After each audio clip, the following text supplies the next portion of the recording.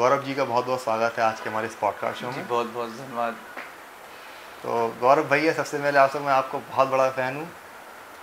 बहुत बहुत शुक्रिया। फ़ैन जैसी हमने कोई बात तो नहीं करी, but thank you so much. क्योंकि मैं आप में राहुल गांधी जी को देखता हूँ, अरे मैं उनका बहुत बड़ा फ़ैन हूँ। और मैं आप में राहुल गांधी जी को देखता हूँ तो आपका ही बहुत बड़ा फ़ैन हूँ।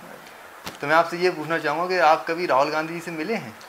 राहुल जी से मतलब, चूँकि हम उस मामले में काफ़ी प्रिविलेज रहे हैं, क्योंकि जब राहुल जी पहली बार झांसी आए थे तो उस वक्त पे हम शायद 10-11 साल के थे, और जो फादर थे वो विधायक बन चुके थे।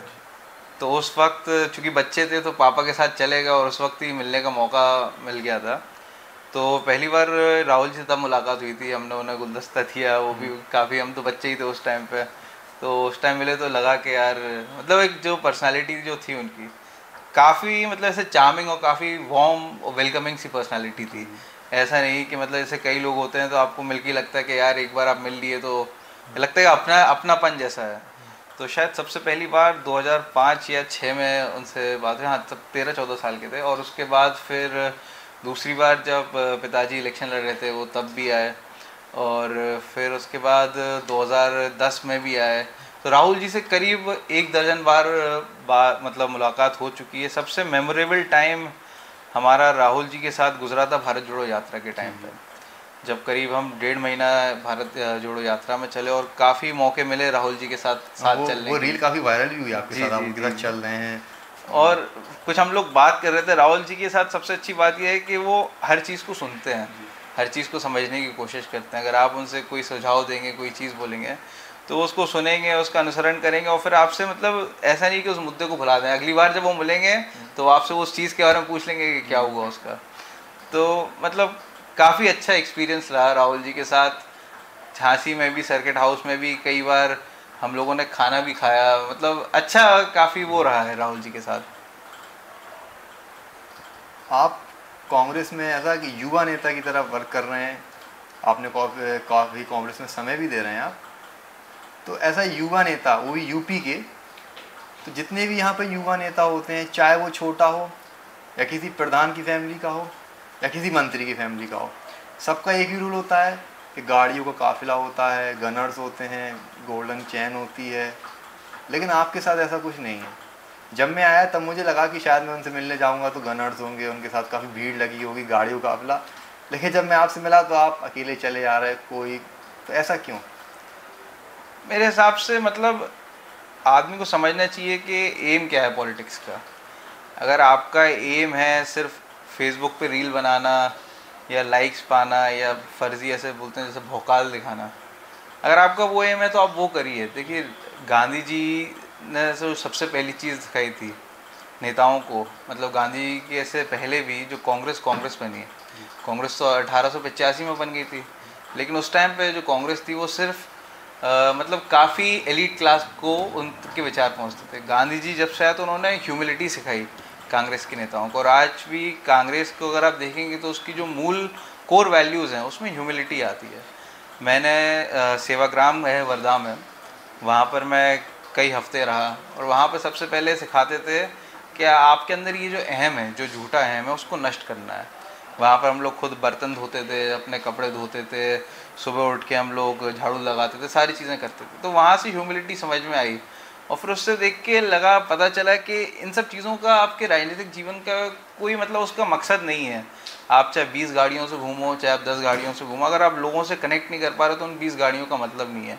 आप 20 गाड़ियों से सायरन बजाते हुए चले जाओ, लेकिन अगर आप लोगों के काम नहीं आ पा रहे तो उन 20 गाड़ियों को क्या मतलब। इससे अच्छा तो वो जो 20 गाड़ियों में आप तेल डलवा रहे हो, वो उसका पैसा आप किसी को दान कर दो, उससे भलाई हो जाएगी। तो इसीलिए कभी हमारे अंदर रहे ही नहीं। और जो कंडीशनिंग हुई हमारी बचपन से, चूँकि हमने देखा पिताजी को भी उसमें काफ़ी प्रिविलेज रहे कि हमें बचपन से ही एक ऐसा फिगर हमें देखने को मिला घर में कि जो काफ़ी लोगों को नहीं मिलता। तो काफ़ी हमें बचपन से ही देखने को मिला कि कैसे आप एक जनप्रतिनिधि होने के बावजूद भी ये जो फर्जी फोकस होता है, जो अहंकार होता है, घमंड होता है, उससे दूर रह के भी आप लोगों की सेवा कर सकते हैं। तो इसी वजह से वो कभी हमारे अंदर वो चीज़ ही नहीं आई कि कभी चेन पहनना है या गाड़ी रखना है या 50-100 बॉडीगार्ड रखना है। अपना सीधा वो है कि आप काम करो, लोगों से मिलो, जिसकी हेल्प हो सकती है उसकी हेल्प करो, और जितना आप लोगों के काम में आ सकते हैं आप उतना काम में आओ, बाकी इन फोकसबाजी का कोई मतलब नहीं है। आप सुप्रीम कोर्ट में वकील हैं, आपने हाई कोर्ट में काम किया, शुरू से आपने काफ़ी अच्छा वर्क किया वकीलों के लिए। तो एक सवाल ऐसा वकील के, आप जैसे वकील हैं तो पूछूंगा मैं आपसे, एक मुहावरा है कि खुदा बचाए हमें वकीलों से, हकीमों से और हसीनों की अदाओं से। तो इसमें वकीलों का जिक्र क्यों करते हैं? क्योंकि वकीलों का काम तो लोगों को न्याय दिलाने का होता है। देखिए, वकीलों का काम न्याय दिलाने का होता है, ये एकदम सही बात है, लेकिन आप समझिए कि दो पार्टियां हैं एक केस में, और दोनों पार्टियां जो है वो न्याय चाहती हैं। जो वकील आपके लिए अच्छा होगा वो दूसरे के लिए बुरा होगा, और जो दूसरे के लिए अच्छा होगा वो आपके लिए बुरा होगा। तो इसी वजह से लोग बोलते हैं कि वकीलों से बचा जाए। और दूसरी बात उसमें सत्यता ये भी है कि हमारे यहाँ जो लिटिगेशन है, ख़ास तौर पे जो सिविल लिटिगेशन है, वो बहुत लंबा खिंचता है। मतलब 2000 का केस चल रहा है, सन 2002 का केस चल रहा है और अभी तक चलता जा रहा है, पीढ़ियाँ निकल जाती हैं उस चीज़ में। तो आदमी को ये लगता है कि काफ़ी पेंडेंसी है कोर्ट्स में, और ये बात सत्य है। और पेंडेंसी में काफ़ी हद तक हम लोग भी ज़िम्मेदार हैं, कोर्ट का जो इंफ्रास्ट्रक्चर है वो भी ज़िम्मेदार है, और इसी वजह से लोग सोचते हैं कि out of the court settlement हो जाए तो वो बेहतर है। कोर्ट में जाएंगे तो फिर लंबा टाइम निकलेगा, कुछ काम हो नहीं पाएगा, इसलिए लोग डरते हैं वकीलों से और कोर्ट से। वैसे डरने वाली कोई बात नहीं है, हम लोगों के यहाँ सीख नहीं है, हम लोग भी किताब पढ़ते हैं और जो हमें क्लाइंट्स बताते हैं हम वो बोलते हैं, तो उसमें कोई डरने की बात नहीं है। लेकिन आजकल जो नई जनरेशन आ रही है वकीलों की, कोशिश यही है कि जो आउट ऑफ द अपना क्या बोलते हैं ADR जो होता है, ऑल्टरनेट डिस्प्यूट रेजोल्यूशन, तो उसमें हम लोग आर्बिट्रेशन के थ्रू, जैसे आर्बिट्रेशन आजकल काफ़ी चल रहा है, या फिर आपका मीडिएशन को, और जो रहता है अपना बाकी सारी चीज़ें ADR के थ्रू भी हम लोग काफ़ी हम लोग हेल्प करते हैं लोगों को। लोक अदालत में हम लोग कई बार जाते हैं, और जो लोग होते हैं जिनके गरीब होते हैं, छोटे छोटे पेटी केसेस होते हैं, तो उनको वहाँ पर निपटवाने की भी कोशिश करते हैं। तो वो मुहावरा वैसे ही है जैसे पहले एक बुंदेलखंड के लिए कहा जाता था कि झांसी गले की फांसी, दतिया गले का हार। तो समय के साथ साथ ये चीज़ें भी चेंज हो जाएंगी, अभी थोड़ा चेंज हुआ है, थोड़ा और चेंज होगा। क्या आप वेजिटेरियन है, नॉन वेजिटेरियन? नहीं, हम लोग तो फुल वेजिटेरियन है। और पिताजी आपके? पूरा खानदान पूरा वेजिटेरियन है। और मतलब कई बार तो लोग हमें बोलते हैं कि काफ़ी वो भी करते हैं, क्योंकि हम बोलते हैं कि जैसे बर्थडे में जाते हैं किसी के, तो केक भी नहीं खा पाते, क्योंकि पता नहीं होता कि उसके अंदर एग है या नहीं है। तो उसको लेकर भी काफ़ी लोग चिढ़ते हैं हमसे कि यार तुम केक भी नहीं खा रहे, पेस्ट्री भी नहीं खा रहे। लेकिन वही है, सबको अपना अपनी तरीके से खाने का चॉइस होना चाहिए। कोई अगर खाता है नॉनवेज तो उससे कोई वो नहीं है, लेकिन ये है कि आदमी जो खाए अपनी मर्जी से खाए, कोई उसके ऊपर थोपे ना। क्योंकि आपके धर्म में भी अहिंसा का प्रचार है। अहिंसा का है, और नॉन वेज मतलब सबके वो हैं, उसके भी प्रोज एंड सब, मतलब जो चीज़ें वेजिटेरियनिज्म की वो है, लेकिन फिर वो डिबेट दूसरी चली जाएगी। अभी हाल ही में हम एक अपने विधायक हैं बबीना क्षेत्र के, राजीव सिंह पारीशा जी, जब हमने उनसे बातचीत की तो उन्होंने आरोप लगाया कि झांसी में पहला स्लॉटर हाउस प्रदीप जैन जी लेकर आए जिसमें गाय कटवाई। वो जैन धर्म से हैं, उनका धर्म प्रचार करता है अहिंसा का, लेकिन उन्होंने वो स्लॉटर हाउस लेकर इसमें गाय कटती थी। ऐसा फिर क्यों किया आपने? मुझे लगता है कि राजीव जी काफ़ी पढ़े लिखे हैं, अच्छे हैं, विधायक हैं 2 बार के, और मुझे लगता है कि अगर वो थोड़ा सा भी पढ़ेंगे, चूँकि क्या होता है कि हर जो भी चीज़ बनती है, स्लॉटर हाउसेज हुए या जो भी चीज़ हुई, वो आपका मिनिस्ट्री ऑफ फूड प्रोसेसिंग से होती है। पिताजी के पास जो मंत्रालय था वो था ग्रामीण विकास। ग्रामीण विकास के अंदर आता है आपका नरेगा, ग्रामीण विकास के अंदर आती है वो यूनिवर्सिटी जो आज बनी हुई है, और उसके बाद आपके जो भी NIRD का काम होता है, या फिर तमाम जो PMGSYR का काम होता है, तो ये सारी चीज़ें जो आती हैं वो उसमें आती हैं। अब वो तो चूँकि क्या है कि आप निरर्थक आरोप अगर किसी पे लगा दें तो उसका हम खंडन भी करेंगे, तो लेकिन जिस आदमी को जो मानना है वो वही मानेगा। आप समझिए, हम लोग रात में सोते वक्त ऑल आउट भी नहीं जलाते कि मच्छर मर ना जाए, जो हम लोगों को सिखाया गया है। जो चूहे होते हैं, चूहे मारने की दवाई हम लोग यूज़ नहीं करते कि चूहा कहीं मर ना जाए। पानी है वो 3 बार छान के पीते हैं कि उसके अंदर कोई कीड़ा जो हो वो ना मर जाए। और उसके बाद ऐसे आरोप लगाना जिससे एक किसी का पर्सनल जो फेथ है वो अटैक है एक तरीके से। जैसे अगर कोई बोल दे कि भाजपा के किसी नेता के लिए बोल दे कि आप तो गौमांस खाते हैं, या फिर किसी मुसलमान के लिए बोल दे कि आप वो मतलब कुछ और खाते हैं, नापाक चीज़ खाते हैं, तो वो उसके ऊपर और उसके जो पर्सनल बिलीफ्स हैं उसके ऊपर एक तरीके से अटैक करना है, तो ये पूरी तरीके से गलत है। और अगर किसी को भी ये उनको लगता है राजीव जी को कि हमारे कार्यकाल में हुआ या कुछ हुआ, तो उसकी वो फाइल दिखा दें जहाँ पर हमने साइन करा हो या कुछ भी करा हो। तो वही मतलब ऐसी बातें हैं कि अब जैसे कहने वाले लोग तो ये भी बोलते हैं कि जैसे राजदीप सरदेसाई जी ने बोला था कि जो भाजपा के सबसे बड़े नेता थे अटल बिहारी वाजपेयी जी, वो न्यूयॉर्क में जाते थे स्टेक खाने के लिए और लोगों से पूछते थे कि where can I get the best steak. ये उन्होंने अपनी किताब में लिखा है। तो अब ऐसी तरीके से अगर दूसरे पे आरोप लगाना है तो वो तो कोई कुछ भी लगा सकता है। हम भी लगा सकते हैं कि वहाँ पर रेत खनन कराते हैं या कोई तमाम इलीगल एक्टिविटी कराते हैं, लेकिन इनका कोई अर्थ नहीं है। आप काफ़ी पढ़े लिखे हैं, भारत की इकोनॉमी हो या एग्रीकल्चर फील्ड हो, सारी चीज़ों की आप जानकारी, क्योंकि मैं काफ़ी सारे पॉलिटिशियंस के पास जाता हूँ, उनकी शैक्षिक योग्यता बिल्कुल ही डाउन होती है, तो उनसे ज़्यादा किसी विषय में बात करने में मज़ा नहीं आता है। लेकिन आपसे मज़ा आएगा इस विषय में बात करने पर। मैं एक एग्रीकल्चर स्टूडेंट हूँ, मैं पढ़ता हूँ कि भारत में जितने भी एग्रीकल्चर रिसर्च इंस्टीट्यूट हो या पंचवर्षीय योजनाओं में कृषि को स्थान देना हो या कृषि के लिए काफ़ी सारी योजनाओं बनाना हो, कांग्रेस की सरकार ने बहुत कुछ किया। क्योंकि जितने रिसर्च इंस्टीट्यूट आज हैं, जितनी यूनिवर्सिटीज़ आज हैं एग्रीकल्चर की, वो कांग्रेस के शासन में आई हैं। लेकिन इसके बावजूद भी एग्रीकल्चर फील्ड काफ़ी पिछड़ा हुआ है। जो किसान हैं, खासकर उत्तर प्रदेश और बुंदेलखंड के, खेती से केवल वो उतना ही आय प्राप्त करते हैं कि जितना उनका भोजन प्राप्त हो, उनका जीवन निर्वाह। तो क्यों, ऐसा क्या कारण है कि एग्रीकल्चर अभी भी पीछे है, और आपको क्या लगता है क्या सुधार करने चाहिए इसको बढ़ाने के लिए, और क्या हम कर सकते हैं? देखिए, एग्रीकल्चर में हिंदुस्तान में ट्रेडिशनली जो काम होता था, आप समझिए कि जब ग्रीन रेवोल्यूशन आया तो उससे एक फ़ायदा तो हुआ कि जितनी जो अपने फूड स्कैरसिटी थी वो ख़त्म हुई। हाई यील्डिंग वैरायटी के सीड्स हम लोगों ने करा, और देश भर में जो गेहूं की मांग वो थी, खपत थी वो बढ़ी, आपकी चावल की खपत जो थी वो बढ़ी। लेकिन उसके साथ साथ क्या हुआ कि जो मोटा अनाज था, मिलेट हो गया, बारले हो गया, ज्वार हो गया, बाजरा हो गया, तो उसका कहीं ना कहीं कम हुआ। ट्रेडिशनल जो एग्रीकल्चर था हिंदुस्तान में, उसमें ये सारे क्रॉप्स आदमी जो था वो उगाता था, खाता था। उसके बाद जब ओवर डिपेंडेंस हो गया, बुंदेलखंड में क्या है कि नॉलेज की भी कमी है एक तरीके से, तो किसान जो है वो गेहूं पे ही ज़्यादातर निर्भर है। जिस तरीके से डाइवर्सिफिकेशन होना चाहिए था क्रॉप्स के उसमें, वो उतना हुआ नहीं।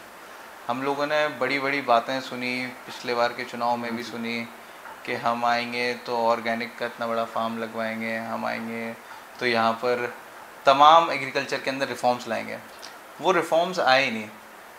2011 में मुझे याद है यहाँ पर प्लानिंग कमीशन के जो हेड थे, और शरद पवार जी भी आए थे, मोंटेक सिंह आलूवालिया जी भी आए थे, तो यहाँ पर हम लोग ने ड्रिप इरिगेशन का बहुत बड़ा प्रोजेक्ट लाने की वो करी थी।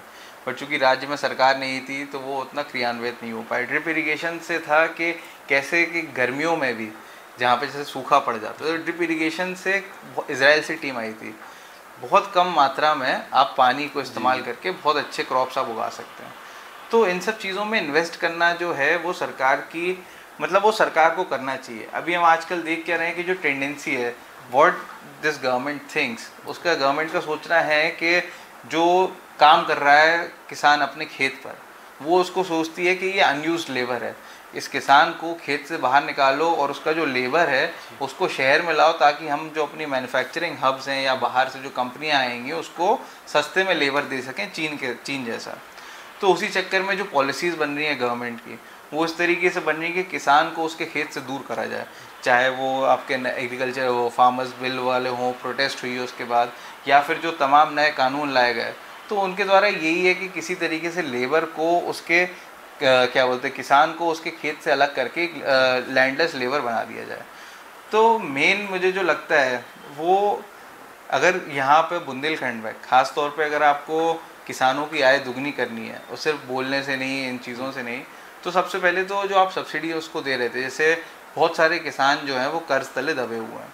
जैसे एक बारी कर्ज माफ़ी हुई थी, वैसे ही एक बार और कर्ज माफ़ी होनी चाहिए, ताकि किसान जो है वो एक फ्रेश स्टार्ट कर सके वहाँ से। उसके बाद आपको जो टेक्नोलॉजी है वो प्रोवाइड करानी पड़ेगी। जैसे जो अभी ज़्यादा निर्भरता है आपके इन अनाजों पे, गेहूं पे और आपका चावल तो यहाँ पे खैर नहीं उगता, लेकिन जो पुरानी फसलें हैं उनके जी। ऊपर, उसको ख़त्म करके आपको इन्हीं चीज़ों पर वो करना पड़ेगा, जैसे हर्ब्स हो गए या फिर आपके जो मेडिसिनल प्लांट्स हो गए या फिर और तमाम जो फूल पौधे होते हैं जिनकी बाहर सप्लाई बहुत ज़्यादा है। जी। फूलों का यहाँ पे बहुत बड़ा काम हो सकता है। जी। वो उन सब चीज़ों के ऊपर अपन ध्यान नहीं नहीं देते। देते। आदमी किसान को लगता है कि सिर्फ गेहूँ उगाओ, अपने खाने के लिए बच जाएगा और बाकी बेच देंगे। तो उन चीज़ों पे अगर काम करे सरकार तो बेहतर हो सकती है। और ये भी जो मैं बोल रहा हूँ ये वो मेरी लिमिटेड नॉलेज है, क्योंकि मुझे हर चीज़ का ज्ञान नहीं हो सकता, मैं एक वकील हूँ, जी। लेकिन जितना मैंने ऑब्जर्व करा फार्मर्स प्रोटेस्ट के दौरान, जितनी चीज़ें देखी पढ़ी, जितने किसानों से मिलकर पता चला, तो ये मेरा ऑब्जर्वेशन है। हो सकता है ये सही हो सकता है गलत हो, लेकिन मोटा मोटी तौर पर यही चीज़ होनी चाहिए। क्योंकि जो हाल ही में झांसी में सबसे बड़ी सेंट्रल यूनिवर्सिटी एग्रीकल्चर की लाई गई, वो मंत्री जी द्वारा लाई गई, हमारे पूर्व केंद्रीय मंत्री प्रदीप जैन द्वारा लाई गई है वो। और मैंने देखता हूँ कांग्रेस ने काफ़ी सारे काम किए और वर्तमान सरकार ने एग्रीकल्चर फील्ड की तरफ काफ़ी ध्यान नहीं दिया। तो ऐसा एग्रीकल्चर स्टूडेंट मैं देखता हूँ कि एग्रीकल्चर को बहुत ग्रो करने की ज़रूरत है। जैसा कि आपने बताया कि केवल अनाज उगा रहे हैं, गेहूँ उगा लिया, कभी दाल उगा लिया, लेकिन साथ में पशुपालन करना और नई नई खेती है, मतलब फूलों की खेती करना, इससे एग्रीकल्चर काफ़ी डेवलप हो सकता है। तो किस तरह ये सब छोटी छोटी शिक्षाएं लोगों तक पहुंचाए? देखिए कई चीज़ें हैं, जैसे सरकार ने पहले कांग्रेस के सरकार ने वहाँ पर चैनल चालू कर रहे थे रेडियो के, जिसपे किसानों को पता चलता रहे कि खेती में क्या हो रहा है। फोरकास्ट आता था कि अब क्या करना है, अब कौन सी दवाई लगानी है, ब्रिंजल में कौन सी वैरायटी लगानी है, कॉटन में कौन सी वैरायटी लगानी है, या फिर आपको अगर किस मात्रा में आपको पेस्टिसाइड डालना है, किस मात्रा में इंसेक्टिसाइड डालना है। तो ये जो चीज़ें हैं ये ड्रॉप डाउन होनी चाहिए। और दूसरी चीज़ एक और मैंने देखी कि होता क्या है कि एग्रीकल्चर के अधिकतर जो स्टूडेंट हैं, 90% जो स्टूडेंट होते हैं वो एग्रीकल्चर में वापस जाते ही नहीं है, वो किसी और चीज़ में चले जाते हैं। तो ये बहुत बड़ा एक तरीके से ब्रेन ड्रेन हो जाता है।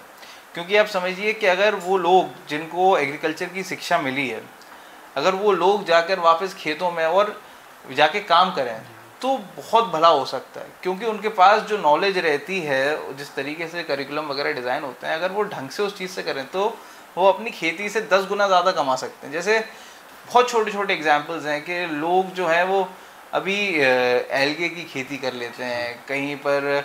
आप समझिए मैंने देखा था छोटी छोटी, अब जैसे वहाँ साउथ में कोई एवोकाडो की खेती कर रहा है, तो ये सारी जो चीज़ें हैं, मशरूम है, मशरूम की खेती जो है वो बहुत है। तो ये लोगों को बताना पड़ेगा। और ये इसमें फ़र्ज़ जो है वो उन लोगों का भी है जो एजुकेशन लेते हैं एग्रीकल्चर में और उसके बाद फिर कुछ और काम कर लेते हैं। ये सरकार को इस चीज़ को सुनिश्चित करना चाहिए कि जो एग्रीकल्चर की जो स्टूडेंट्स हैं उनको डिग्री के बाद भी कम से कम या तो फील्ड वर्क हो या कोई ऐसी चीज़ हो कि उनका जो नॉलेज मिली है वो उपयोग हो सके, गांव में उपयोग हो सके, उनके खुद के खेत पे उपयोग हो सके, ताकि ज़्यादा से ज़्यादा जो रिसोर्सेज लगे हैं उसका इन्वेस्टमेंट वापस आए। आप चुनाव, अभी जो चुनाव हुए आपने काफ़ी बढ़ चढ़ का हिस्सा लिया, आपने अपनी पार्टी के लिए, इंडिया अलायंस गठबंधन के लिए काफ़ी सारा काम किया। तो जो आगामी चुनाव होने वाले हैं यूपी में विधायक के, क्या आप विधायक के चुनाव लड़ेंगे? जी देखिए, चुनाव लड़ना ना लड़ना ये तो पार्टी का डिसीजन रहता है। और चुनाव जो होता है वो किसी भी सोशल एक्टिविस्ट हो या कोई भी पॉलिटिशियन हो, उसकी ज़िंदगी में मंजिल नहीं होता, वो एक पड़ाव होता है। मंजिल होता है कि आपको किस तरीके से लोगों की सेवा आप कर पाएँ, या आपने जो चीज़ सोची है लोगों के लिए आप करने के लिए आप वो कर पाएँ। तो ये जो चुनाव जो है उसका बहुत बड़ा रोल नहीं होता। आप समझिए महात्मा गांधी जी जीवन में कौन सा चुनाव लड़े, क्या वो चीफ मिनिस्टर रहे, क्या वो वाइस रॉय रहे, क्या वो गवर्नर रहे, क्या वो प्राइम मिनिस्टर रहे, नहीं रहे, लेकिन उनका जितना इम्पैक्ट रहा इंडियन पॉलिटिक्स पे उतना आज तक किसी का नहीं रहा। तो मुझे लगता है कि चुनाव तक जो है वो नेता सीमित नहीं होता, और जो नेता अपने आप को चुनाव तक सीमित कर लेता है वो नेता नहीं होता। तो चुनाव तो आते जाते रहते हैं, चुनाव का क्या है, आज सरकार है कल गिर गई फिर चुनाव हो गया, उतना बड़ा हुआ नहीं होता चुनाव। चुनाव बस ये है कि मोहर लग जाती है आपके ऊपर कि आप विधायक हो, सांसद हो, जिला पंचायत अध्यक्ष हो। बाकी अगर आपको लोगों के काम कराने तो वो तो आप बिना किसी चीज़ के भी करा सकते हो, आपके अंदर बस दम होनी चाहिए। अयोध्या गए हैं आप राम मंदिर बनने के बाद? अयोध्या राम मंदिर बनने के बाद नहीं जा पाए, जाने का बड़ा मन है, मेरा छोटा भाई वहीं रहता है, जी। जाने का बड़ा मन है। पहले मैं गया हूँ अयोध्या, राम मंदिर उस वक्त बना नहीं था, वो पूरे सब दर्शन वगैरह करके आए। वहाँ पर आदिनाथ भगवान का भी मंदिर है, तमाम वहाँ पे सब धर्मों के मंदिर हैं एक्चुअली। अयोध्या की सबसे खास बात यह है कि चाहे वो वैष्णव परंपरा के वहाँ पर मंदिर हो, या शैव परंपरा के हों, या फिर श्रवण परंपरा के हों, सभी का बहुत वहाँ पर इम्पैक्ट रहा है। तो मैं गया हूँ, पहले गया था, सब मंदिरों के दर्शन भी करे थे, और काफ़ी मतलब एक आध्यात्मिक अनुभूति होती है वहाँ पर, कोई भी व्यक्ति जाए। मैं अभी पॉलिटिक्स के बारे में ज़्यादा जानता नहीं हूँ, काफ़ी अफवाहें सुनते हैं पॉलिटिक्स के बारे में, लेकिन मेरा काफ़ी इंटरेस्ट है कि पॉलिटिक्स में जाना। एक सवाल जो कि काफ़ी कॉमन है पॉलिटिक्स में, लोग कहते हैं कि ये व्यक्ति चुनाव लड़ रहा है इस पार्टी से, तो इसने पैसे दिए और टिकट खरीदा। क्योंकि बड़े बड़े एक्टर्स होते हैं जिन्हें पॉलिटिक्स से कोई मतलब नहीं होता, लेकिन इसके बाद भी पॉलिटिक्स में आते हैं। पार्टी टिकट कैसे देती है, तो क्या पैसे लेके टिकट दिए जाते हैं? देखिए, ये एक मतलब हम कितना भी बोल दें कि पैसे का ज़्यादा रोल नहीं है इंडियन पॉलिटिक्स में, बट वो एक मतलब कहना एक खुद से झूठ बोलने की तरह होगा। काफ़ी लोग जो होते हैं उनका सिर्फ सपना होता है कि मैं किसी तरीके से सत्ता पा लूँ, विधायक बन जाऊँ, सांसद बन जाऊँ। उसके लिए वो उनके पास सोशल कैपिटल नहीं होती, तो वो अपनी जो दूसरी कैपिटल होती है वो इस्तेमाल करते हैं कि किसी तरीके से टिकट ले लिया जाए, किसी तरीके से वोटर्स को मैनेज कर लिया जाए, किसी तरीके से एडमिनिस्ट्रेशन को मैनेज कर लिया जाए। तो ये बात है, और इसका सीधा सीधा जो जिम्मेदार है वो है चुनाव आयोग। अगर चुनाव आयोग अपना ढंग से काम करता तो ये सारी जो चीज़ें हैं ये नहीं होती, और ये बहुत घातक भी है डेमोक्रेसी के लिए, क्योंकि जब आप लेवरेज देते हो ऐसे लोगों को जिनके पास सिर्फ पैसा है, उसके अलावा कुछ नहीं है, ना लोगों के बीच में है, ना उन्हें कभी काम करा, ना कोई एक्सपीरियंस है, तो कहीं ना कहीं उनका लोगों का ही नुकसान होता है। आदमी तो जो बन गया, जैसे कोई आदमी अगर मान लीजिए 10 करोड़ रुपए देकर टिकट ले आया, तो जाहिर सी बात है उसने इन्वेस्टमेंट के तौर पे 10 करोड़ रुपए लगाए हैं, वो उसका रिटर्न भी निकालेगा। तो वो उसका जो 5 साल रहता है अगला, वो फिर वो रिटर्न निकालने में चला जाता है। जनता की सेवा क्या हो रही, कैसे हो रही, उनके काम हो रहे नहीं हो रहे, उससे फिर उसे कोई मतलब नहीं रह जाता। तो बहुत दुर्भाग्यपूर्ण है, बट ये एक जो है वो सत्यता है भारतीय राजनीति की। चुनाव जीतने के बाद अभी हमारे जो वर्तमान सांसद हैं अनुराग शर्मा जी, काफ़ी आरोप लगा रहे हैं वो इंडियन अलायंस पर, हमारे पूर्व प्रत्याशी जी पर। क्या कहना चाहेंगे इस पर? मेरे हिसाब से he should show some good sportsmanship. मतलब अच्छा है, मतलब चुनाव जीते, हम उनको बधाई देते हैं, जनता ने उन्हें पसंद करा, हम विपक्ष में हैं, हम अपना काम करते रहेंगे और आशा करेंगे उनसे अब वो अपना काम करें। अगर उन्हें लग रहा है कि यही सब काम करें, यही सब भाषण से जनता का भला होगा, या झांसी का भला होगा, या ललितपुर का होगा, तो वो उनका मतलब पर्सनल व्यूज़ है। I wish him all the best and I hope that he will work for the constituency जिसके लिए उन्हें लोगों ने वोट करा है। और हम लोगों का जो रोल है विपक्ष का, हम लोग उनको चेक एंड बैलेंसेस का जो पूरी चीज़ है कि हम लोग करते रहेंगे कि कहीं पर भी जो सत्ता है वो घमंडी ना हो जाए। तो हम लोग अपना काम करेंगे और आशा करते हैं कि वो भी अपना काम करें। आप अभी एक यंगस्टर हैं, यंग एज है आपकी, काफ़ी सारे आप काम कर रहे हैं एज आ एडवोकेट सुप्रीम कोर्ट में, फिर चाहे राजनीति हो, लोगों की सेवा करना हो, लोगों से मिलना हो। लेकिन आजकल के ये युवा होते हैं ज़्यादातर, जैसे आपने बोला कि एग्रीकल्चर की पढ़ाई की लेकिन लौट के एग्रीकल्चर फील्ड में नहीं गए, तो भाग कर ज़्यादातर जा रहे हैं गवर्नमेंट जॉब्स में। जिस तरह हमारा भारतीय रेल एक परिवहन के लिए बनाया गया भारतीय रेल को, लेकिन जो युवा हैं आजकल उसको समझ रहे हैं नौकरी का साधन है। तो उन युवाओं को आप क्या सलाह देना चाहेंगे कि आगे भविष्य कैसे बनाएं, क्या चुनें, क्या करें, क्या ना करें? नहीं, मेरे हिसाब से युवा जो जा रहे हैं सरकारी नौकरियों की तरफ आकर्षित हो रहे हैं, उसके पीछे भी काफ़ी कारण है, और सबसे मुख्य कारण है स्टेबिलिटी का। भारत में जॉब्स जो हैं, जॉब्स की जो गारंटी है वो नहीं रही है। अब अधिकतर जो जॉब्स होते हैं वो एडहॉक बेसिस पे गवर्नमेंट निकाल रही है, कॉन्ट्रैक्टर्स के थ्रू निकाल रही है। तो कहीं पर भी ये नहीं है कि, जैसे मैं बताऊं, मेरे दादाजी जो थे उन्होंने एक बार रेलवे में नौकरी लग गई, पहले फायरमैन बने, फिर ड्राइवर बने, और जीवन भर उन्होंने शायद 50-55 साल तक काम करा, और उसके बाद उन्होंने अपने आराम से उन्हें पेंशन मिलती है। आज भी वो 70-80 हज़ार रुपये कमाते हैं और इतना उनका पेंशन आता है जितना आजकल अगर कोई नया आदमी पीएचडी के साथ जॉब लेने जाए सरकारी तो उसका नहीं आएगा। तो एक जो जॉब में स्टेबिलिटी होती थी वो ख़त्म हो चुकी है और आदमी को लगता है कि ये सरकारी जॉब में कम से कम ये है कि कोई हमें बेवजह निकाल नहीं देगा, या हमारे पास कम से कम एक चीज़ है कि 1 तारीख को पैसा आ जाएगा। आज आप जाएं किसी भी चीज़ में, आप देखते हैं कॉर्पोरेट जो हैं, कॉर्पोरेट जॉब्स में अधिकतर लोग जो हैं उनको किस तरीके से एक्सप्लॉइट करा जाता है। 8 घंटे का बोल के 12 घंटे काम कराया जाता है, उसके बाद भी उनके पैसे काट लिए जाते हैं। इन्फ्लेशन जो है बढ़ता जा रहा है लेकिन उनका जो पेमेंट है, जो उनकी आपकी सैलरी है वो बढ़ नहीं रही। तो इसी वजह से आदमी सोचता है कि गवर्नमेंट जॉब अच्छा है, कम से कम एक स्टेबिलिटी रहेगी, भले ही बाकियों से कम पैसा मिले बट बाकी जो दूसरे बेनिफिट्स हैं वो उसे मिलते रहेंगे। तो इसमें सलाह हम लोगों को ना देने की बजाय सरकार को देंगे कि कम से कम जो खाली जॉब्स हैं उनकी भर्तियां निकालो, उनकी वैकेंसीज निकालें। आप खाली वैकेंसीज रख के करेंगे क्या? या तो सरकार की मंशा यही है कि वो किसी कंसल्टेंसी कंपनी के थ्रू उन जॉब्स पे लोगों को एडॉक बेसिस पर रख ले और बीच में जो भी उसका प्रॉफिट मार्जिन वगैरह हो वो खुद किसी चैनल से खा ले। तो यही मंशा होती है, क्योंकि गवर्नमेंट का काम है जॉब्स प्रोवाइड करना। सोशल वेलफेयर जो है, हमारी जो स्टेट है वो वेलफेयर स्टेट है। वेलफेयर स्टेट का मतलब ही ये है कि आप लोगों के लिए काम करें, कुछ चंद धन्ना सेठों के लिए काम नहीं करें या चंद आपके कॉर्पोरेट हाउसेस के लिए काम ना करें। ज़्यादा से ज़्यादा लोगों का भला हो, ज़्यादा से ज़्यादा लोगों के जो है जीवन में सुधार हो, यही पूरा जो है वो गवर्नमेंट का काम है। क्योंकि मोदी जी तो कह रहे हैं कि पकौड़ा तलना रोज़गार है, 200-300 मिल गया रोज़गार है। मतलब मोदी जी तो ये भी बोलते हैं कि नाले से गैस बना लो और फिर उसके बाद गैस के सिलेंडर 1200 कर देते हैं। अगर इतने ही ऐसी बात है तो फिर भाई अब नाले, इतने सारे नाले हैं हिंदुस्तान में, झांसी में, हर जगह नाले हैं, उन पर आप एक एक प्लांट लगा दो और उनका सिलेंडर बना के 100-100 रुपये में दे दो, फ्री है वो तो गैस। तो मोदी जी की बातों का कोई ज़्यादा सेंस रह नहीं गया, क्योंकि Modi ji has lost his face. इससे पहले वाला इलेक्शन जो था वो भी वो हार जाते, लेकिन पूरा जो चलाया गया माहौल जो हुआ उस वजह से वो किसी तरीके से जीत गए। लेकिन मोदी जी की बातों का कुछ ज़्यादा सेंस रह नहीं गया। क्या बोलते हैं, कैसे बोलते हैं, पकौड़ा तलना अगर एम्प्लॉयमेंट है तो आदमी स्कूल क्यों जाए, कॉलेजेस क्यों जाए? स्कूल बंद कर दीजिए, कॉलेजेस बंद कर दीजिए। पकौड़ा ही सीखना है तो आदमी कहीं पर सीख लेगा, अप्रेंटिसशिप बना के किसी पकौड़े वाले के यहाँ लग के सीख लेगा पकौड़ा बनाना, और सब पकौड़े बनाएंगे तो खाएगा कौन?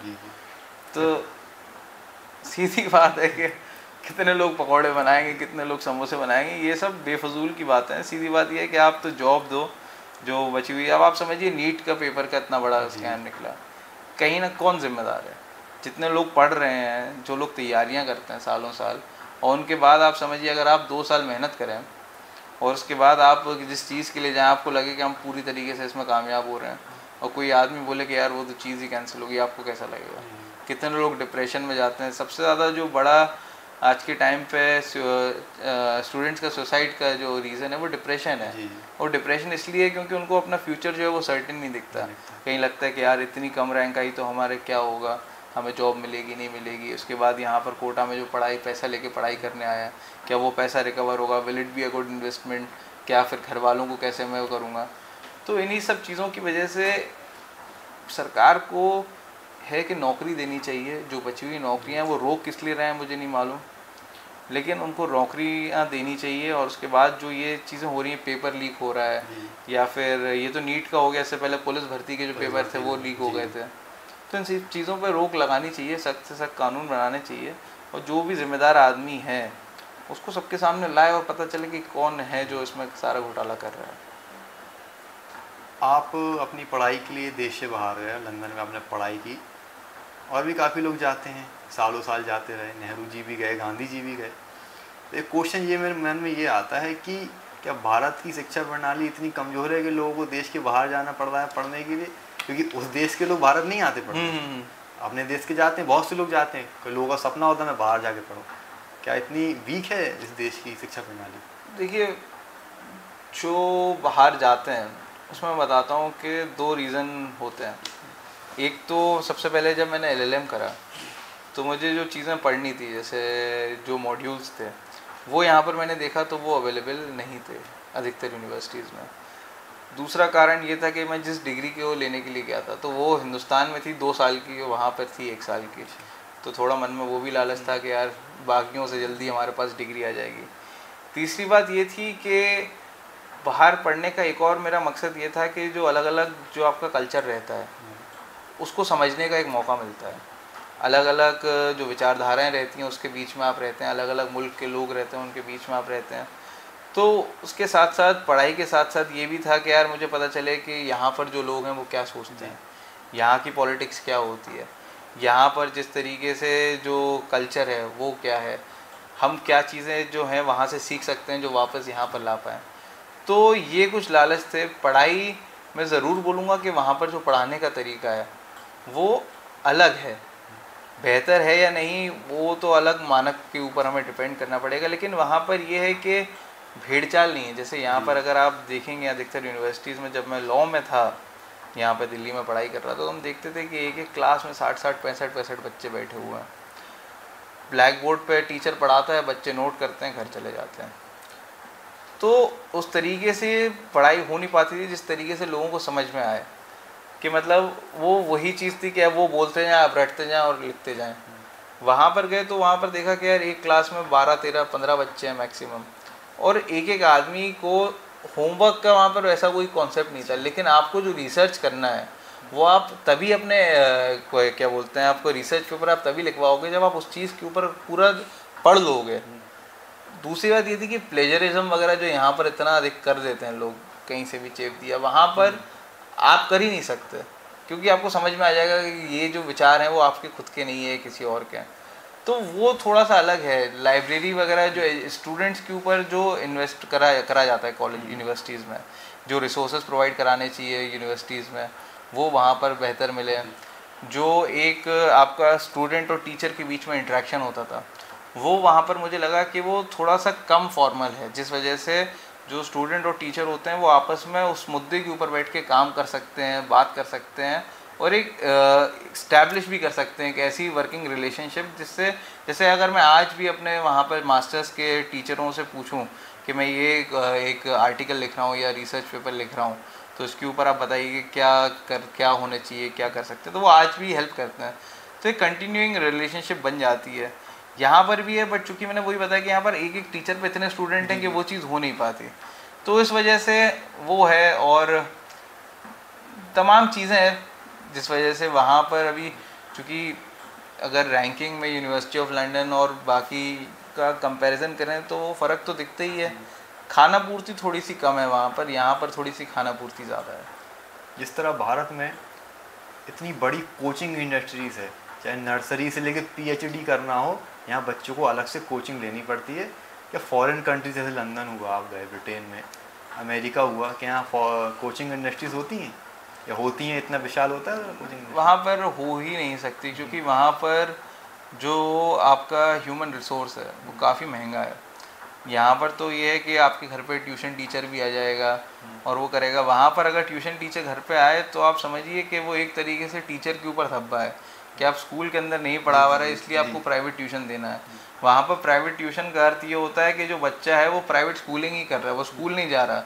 बड़े बड़े धन्ना सेठ वगैरह होते हैं या जिनको काफ़ी कंजर्वेटिव लोग होते हैं, वो अपने घर पे ही प्राइवेट ट्यूटर बुलाते हैं कि होम स्कूल आप कराओ और यहाँ पर ये चीज़ें सिखाओ। सिर्फ वो प्राइवेट ट्यूशन होता है। वहाँ पर ऐसा कुछ नहीं होता कि एक बार आप पहले बच्चा जो है 8 से 2 बजे तक स्कूल में रहे, उसके बाद फिर 4 बजे से 6 बजे तक आपका ट्यूशन जाए। सेंस नहीं रह जाता। अगर उन्हीं बच्चों को वहाँ पर ढंग से पढ़ाया जाए तो बच्चों का दिमाग इतना तेज़ होता है कि एक बार जो चीज़ दिमाग में बैठ गई वो हमेशा रहेगी, आपको कहीं कुछ करने की ज़रूरत नहीं होगी। तो वही एजुकेशनल में रिफॉर्म्स की ज़रूरत है, और ऐसे रिफॉर्म्स के सिर्फ चैप्टरों के नाम ना बदला जाए, सिलेबस ना बदला जाए, जो एक्चुअल रिफॉर्म्स हैं वो आने चाहिए, तरीके बदलने चाहिए। बिल्कुल बिल्कुल बिल्कुल।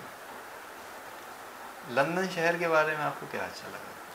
लंदन शहर के बारे में जो चीज़ अच्छी लगी वो ये लगी कि वहाँ पर आप अपने विचार जो हैं वो खुल के आप रख सकते हैं। वहाँ पर अगर आप चाहें तो आप बोल सकते हैं पार्लियामेंट स्क्वायर पे खड़े होकर कि मेरे देश का प्रधानमंत्री जो है वो चोर है, मूर्ख है, घमंडी है, और वहाँ पर पुलिस वाले आपको कुछ बोलेंगे नहीं, क्योंकि आप स्वतंत्र हैं अपना विचार रखने के लिए।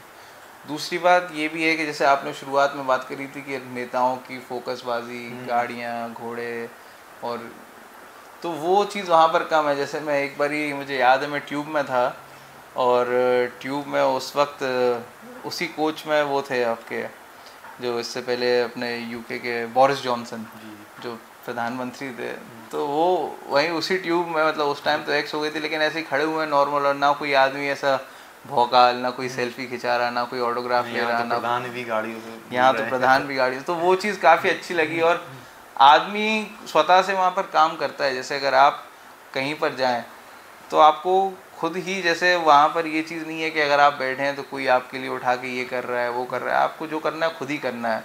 अगर आप एयरपोर्ट पर जा रहे हैं तो ट्रॉली खुद ही आपको लेके ढकेल के जानी है। तो वो चीज़ें अच्छी लगी कि यार आदमी कम से कम, क्या होता है कि हमारे यहाँ आदमी जिससे काम कराता है सोचता है वो छोटा आदमी है। अगर आपके घर में कोई काम करता है तो आप उसको एकदम ऐसे बोलते हो कि ये छोटा आदमी है, ये हमसे उसमें छोटा है। वहाँ पर वो चीज़ आप नहीं कर सकते। आप किसी को ये नहीं बोल सकते, जाति सूचक शब्द आप कहीं पर इस्तेमाल नहीं कर सकते, किसी और को आप डिस्क्रिमिनेट नहीं कर सकते। तो काफ़ी चीज़ें जो थी वो काफ़ी अच्छी थी वहाँ पर, डिस्क्रिमिनेशन के ऊपर वाली चीज़ें हों, या फिर ये कि थोड़ा आदमी हम्बल होके रहता है, तो वो अच्छा लगा। मल्टीकल्चरलिज्म जो था वो भी बहुत अच्छी चीज़ थी कि जैसे आप वहाँ पर लंदन में रहें तो एक ही रेस्टोरेंट में आपका अलग अलग मुल्कों के लोग मिल जाएंगे आपको, और सब बैठे हैं बात कर रहे हैं।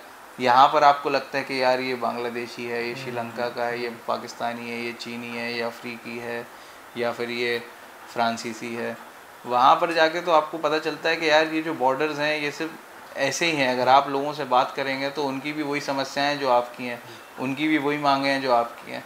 तो वो सब कुछ सीखने को पता चलता है। फिर पता चलता है कि वहाँ उस तरफ भी जो लोग हैं अलग अलग देशों में, अलग अलग मुल्कों में, वो भी हमारी ही तरह हैं। तो उससे लगता है कि यार ये जो सब बनाया जाता है वो वैसा नहीं है, खुद की आंखों से देखो तो सब वैसे ही अच्छा है। एक किताब युवाओं के लिए कौन सी सजेस्ट करना चाहेंगे कि हर युवा को पढ़नी चाहिए? युवाओं के लिए किताब, देखिए किताब मैं सच बताऊं तो मैं नॉन फिक्शन पढ़ता हूं अधिकतर। और नॉन फिक्शन में अगर युवाओं के लिए बोले, देखिए अलग अलग कैटेगरीज हैं, चूँकि ये सवाल ऐसा है कि उसमें बहुत सारे जवाब हो सकते हैं। क्योंकि अगर मैं सजेस्ट करूंगा तो मैं करूंगा कि गांधी जी की बायोग्राफी, गांधी बहुत जी कुछ सीखने को मिला मुझे उससे। गांधी जी की बायोग्राफी अच्छी है। और मुझे जो पर्सनली बहुत उससे भी अच्छी किताबें लगती है वो है, एक तो discovery of India. Discovery of India Jawaharlal Nehru ने तब लिखी थी जब वो अलीपुर में बंद थे, नैनी में बंद थे। और उस किताब से मतलब मुझे जितना कुछ सीखने को मिला, आप मानिए कि अगर मैं आज एक सफ़ेद कुर्ता पहन के अगर लोगों के बीच में घूम रहा हूँ, या मैं सोचता हूँ कि यार मैं पापा के पीछे पीछे चलूँ या चीज़ें सीखूँ, तो वो इसीलिए लगता है क्योंकि वो किताब पढ़ने से यार ना सिर्फ आपको हिंदुस्तान से प्यार हो जाएगा, बल्कि गांधी और नेहरू और कांग्रेस पार्टी से प्यार हो जाएगा। कि किस तरीके से उस आदमी ने लिखा है, किसी ने लिखा था शायद कि अगर नेहरू राजनेता नहीं होते तो बहुत बड़े लेखक होते। मतलब एक एक चीज़ प्रो दी। डिस्कवरी ऑफ इंडिया में पूरा इतिहास से लेकर के पूरा भूगोल, पूरा राजनीतिक मूवमेंट, और जितने राजा महाराजा, जितनी सभ्यताएं आई, जितने लोग आए गए, सब कुछ है उसमें, सब कुछ। और वो इस तरीके से लिखा गया है कि आप एक बार अगर पढ़ने बैठे, इतनी मोटी किताब है वो, करीब 800,000 पन्नों की, लेकिन एक बार अगर आप पढ़ने बैठे तो आपको लगेगा कि यार।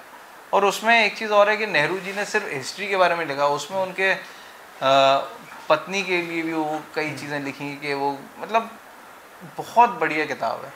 एक वो हो गई। दूसरी अगर आपको उसमें देखना, एक है thinking fast and slow, Daniel Kahneman है शायद उसकी।